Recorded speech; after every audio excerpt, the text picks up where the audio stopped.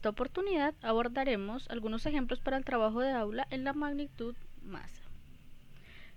Conservaremos nuestro esquema de trabajo, por lo que iniciaremos con la percepción de la magnitud.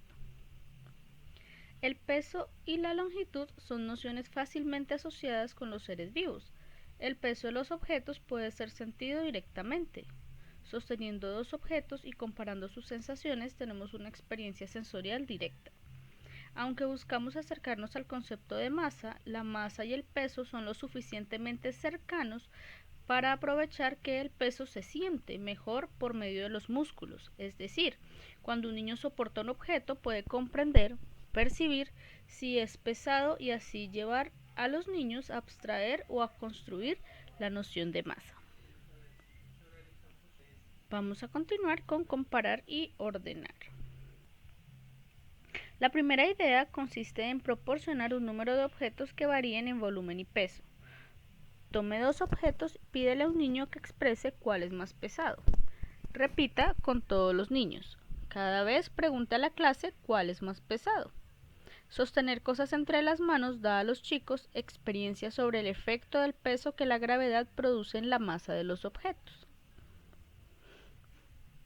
En la comparación de pesos, como en la comparación de longitudes, no queremos que los niños sean obstaculizados por una dependencia de los instrumentos de medida o por una interpretación del orden de los números. La siguiente actividad ilustra esa idea. Consiga piedras u otros objetos de pesos variados y pide al niño que los ponga en orden desde el más pesado al más ligero, de acuerdo con lo que sienten o experimentan al manipularlos. Esta actividad puede realizarse individualmente o en grupos. Hacer estimaciones sobre la cantidad antes de medir. Los procesos de estimación son muy frecuentes y útiles en las actividades que realizamos habitualmente. Este es el motivo para desarrollar esta destreza en la escuela. Además, las actividades de estimación de medidas se deben considerar como uno de los componentes del proceso de medir, ayudando a los alumnos a entender los distintos aspectos que se ponen en juego. Aquí tenemos dos ideas. La primera es decirle a los niños el peso de alguno de sus compañeros y pedirles que se paren a su derecha si creen que pesan menos o a su izquierda si creen que pesan más. La otra es entre un grupo de objetos elegir aquellos que creen que pueden equilibrar la balanza sin ponerlos en ella y luego ponerlos de manera simultánea para comprobar. Otra idea puede ser sostener un objeto por un momento y descargarlo y luego seleccionar entre un grupo de objetos sin alzarlos los que crea que tiene un peso similar. También pueden intentar armar paquetes de un peso determinado, por ejemplo 1 kilogramo, con diferentes objetos. Considerar la unidad más adecuada a la magnitud. Al considerar la unidad más adecuada, necesitamos primero garantizar que se entienden algunos conceptos esenciales, como por ejemplo la conservación del peso. Este ejercicio consiste en tomar una bola de plastilina redonda y preguntar si pesa lo mismo cuando se cambia de forma. O se puede tomar un juego de muñecas rusas y preguntar cuándo pesa más, si cuando todas las muñecas se meten dentro de otra o si cuando se sacan unas fuera de otras. A los 7 años y medio, el 57% de los niños admite la conservación del peso. A los 12 años, el 86% de los niños admite la conservación del peso. Este estudio nos muestra que este proceso requiere maduración, por lo que no es necesario apresurarlo, sino introducirlo. De la misma manera debe reconocerse la comparación del peso. Se puede dar a los niños una balanza y 3 cajas de igual forma y volumen y diferente peso. Se pide ordenar las cajas por peso. A los 7 años y medio, el 31% de los niños es capaz de hacer la tarea. A los 12 años, el 72% de los niños es capaz de hacer la tarea. Nuevamente podemos ver que es un proceso que requiere maduración y, por supuesto, intencionalidad.